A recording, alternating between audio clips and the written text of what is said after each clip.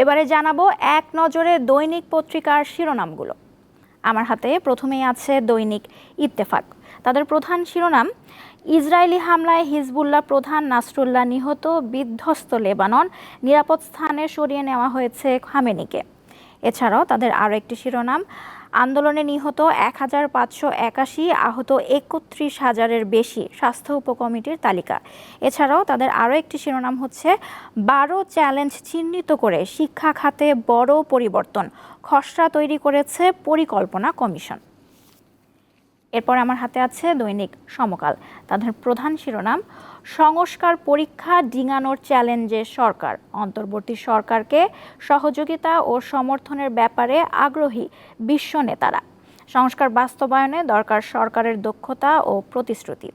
এছাড়াও মধ্যপ্রাচ্যে উত্তেজনা আরও বাড়ালো ইসরায়েল, লেবাননের হামলায় হিজবুল্লাহ প্রধান হাসান নাসরুল্লাহ নিহত, কয়েক মাস ধরে ছিলেন নজরদারিতে। এছাড়াও তাদের আরও একটি শিরোনাম করেছেন ডেঙ্গু নিয়ে, ডেঙ্গুতে একদিনে 2 শিশুসহ 7 জনের মৃত্যু। এরপর আমার হাতে আছে প্রথম আলো।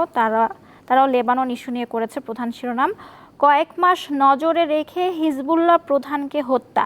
১৯৯২ সালে মাত্র ৩২ বছর বয়সে হিজবুল্লাহর প্রধান হন হাসান নাসরুল্লাহ।